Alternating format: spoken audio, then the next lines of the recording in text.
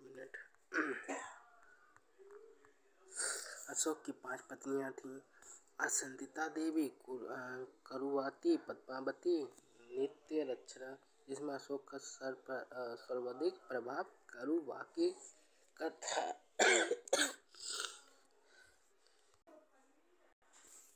अशोक की 5 पत्नियां थीं। असंदिता देवी, कुरुवाती, पद्मावती, नित्यरक्षा। ठीक है, जिसमें सबसे प्रभावित किसने करा? कारुबाकी ने करा। कारुबाकी कहने पर अशोक ने युद्ध त्याग दिया। कल्हड़ के पुस्तक राजतरंगिणी से पता चलता है कि उसका अधिकार कश्मीर पर भी था। कल्हड़ है ना, राजतरंगी राजा में के लिए कलह हो रही है।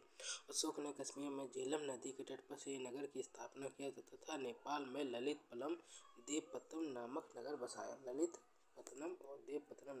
बसाया। अशोक भारत का पहला ऐसा शासक था जिसने अपने संदेशों को अभिलेख के माध्यम से जनता तक पहुंचाया।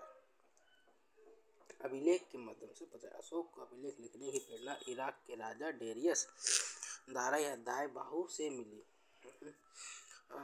अशोक के अभिलेख की भाषा प्राकृतिक थी, जिसे 4 लिपियों में बांटा गया। कैसी थी? प्राकृतिक थी। ब्राह्मी लिपि यह सर्वाधिक भारत में मिली है। इसे बाईं से दाईं ओर लिखा जाता है। कैसे? बाईं, विकार से मतलब लेफ्ट टू राइट लिखा जाता है। खरोष्टी लिपि यह पाकिस्तान के उत्तर और पश्चिम में मिली है। इसे दाईं से बाईं लिखा जाता है। अरमाइक लिपि यह अफगानिस्तान से मिली है।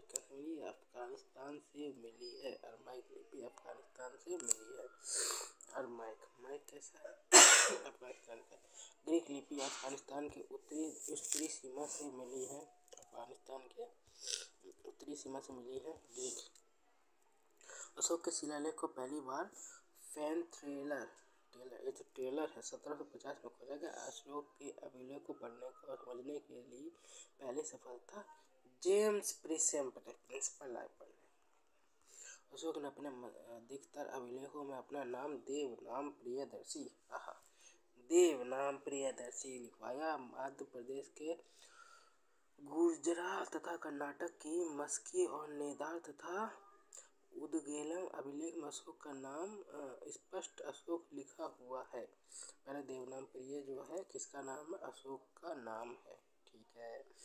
अच्छा, मध्य प्रदेश के खजुराहो, कर्नाटक की मस्की, नेदर तथा उदगेलम में अशोक का स्पष्ट नाम अशोक है। ठीक है। भाब्रू अभिलेख में अशोक के लिए मगध सम्राट नाम का प्रयोग किया। कौन सा अभिलेख है? भाबरा है तो मगध सम्राट। असम में अशोक की कोई भी साक्ष्य नहीं मिली है, जिससे ये पता चलता है कि यह इस क्षेत्र अशोक के साम्राज्य से बाहर होगा, इसलिए नहीं मिली होगी।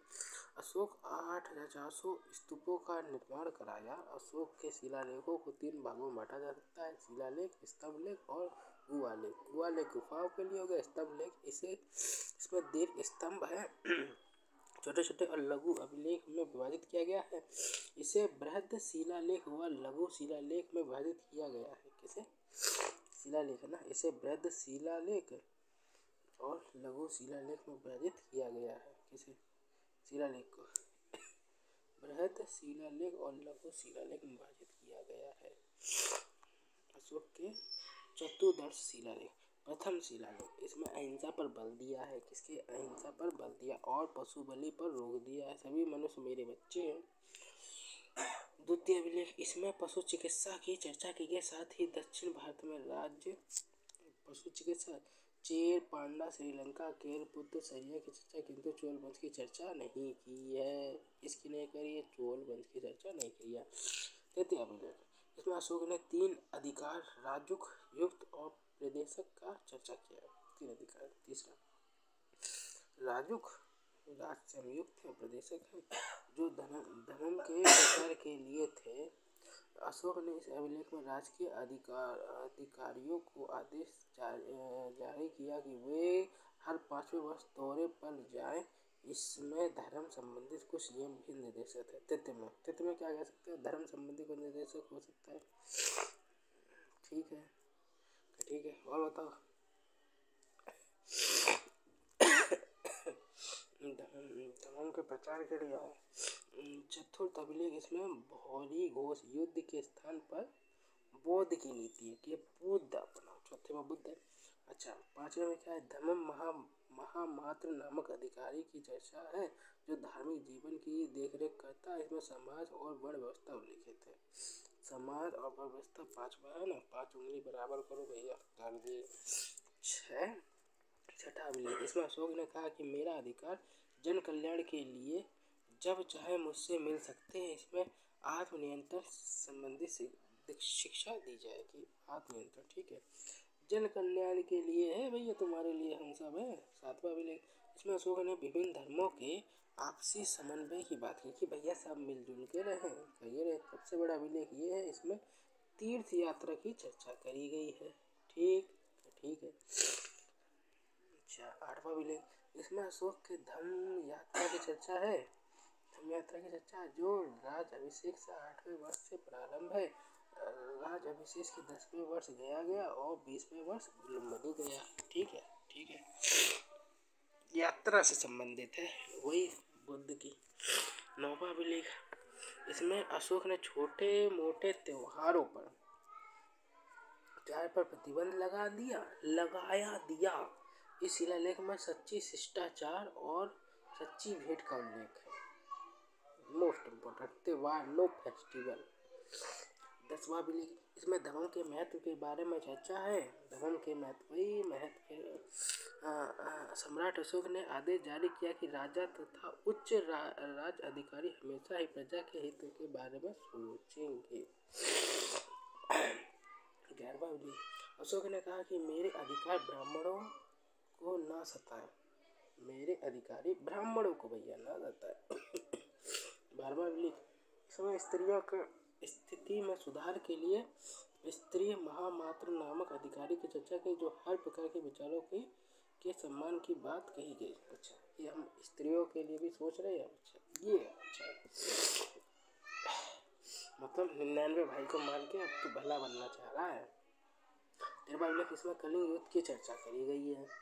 इस तथा साथ ही सम्राट अशोक के हृदय प्रभुता की बात करी है। साथ ही पड़ोसी राजाओं से संबंध का उल्लेख करा गया है। 14वां अभिलेख अशोक ने कहा कि मैंने ऊपर लिखे गए शिलालेख के अतिरिक्त बहुत से काम किए हैं।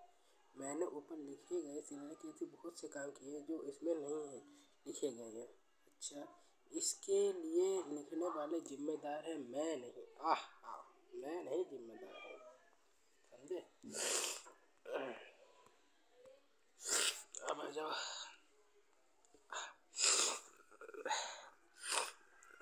अब इसका है, अगर इम्पोर्टेंट होगा तो हम दोबारा आएंगे फिर यहाँ पढ़ने। ठीक है, अशोक के स्तंभ। भाब्रू लेख जो है अभिलेख है, राजस्थान के भाब्रू अभिलेख में अशोक ने खुद को मगध का सम्राट बताया है। भाब्रू लेख में इसमें बौद्ध धर्म के त्रिरत्न धम्म संघ और की चर्चा की, बुद्ध धर्म संघ की चर्चा करी है। अशोक के साथ लघु अभिलेख है रोमनदई अभिलेख। यह अफगानिस्तान के रोमनदई अभिलेख अशोक से है, अफगानिस्तान के कंधार से मिलता है जो आरमाइक लिपि में है। यह सबसे छोटा अभिलेख है। यह एक मात्र अभिलेख है जिसमें अशोक ने प्रशासनिक चर्चा न करके आर्थिक क्रियाकलाप के बारे में बताया।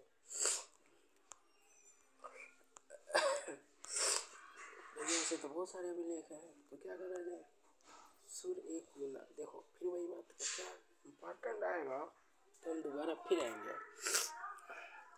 कौशाम्बिक अभिलेख यूपी, इसमें अशोक ने अपनी पत्नी कारुबाकी द्वारा दिए गए दान की चर्चा करी है, अतः इसे रानी का अभिलेख कहते हैं। किसे? कौशाम्बी को। ने इसे इलाहाबाद स्थापित कर दिया, इसे रानी अभिलेख भी कहा जाता है। टोपरा अभिलेख फिरोज शाह तुगलक ने इसे दिल्ली की दीवारों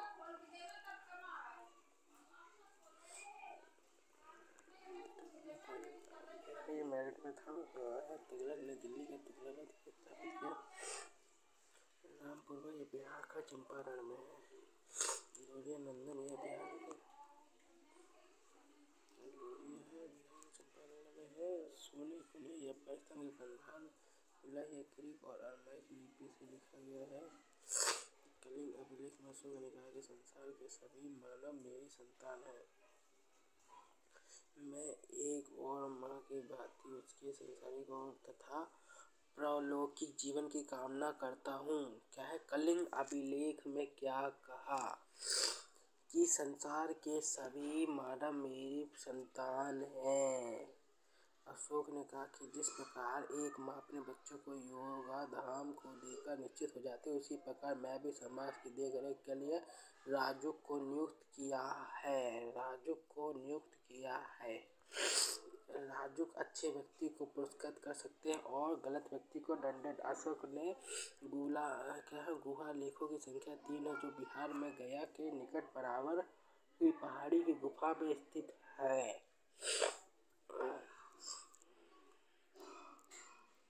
यहाँ 3 गुफाएं हैं। इसमें स्थित गुहा लेख में अजीबकों को दिए गए दान का उल्लेख है। अशोक को अभिलेख लिखने के लिए पत्थर के चुनार से मिले हैं। अशोक के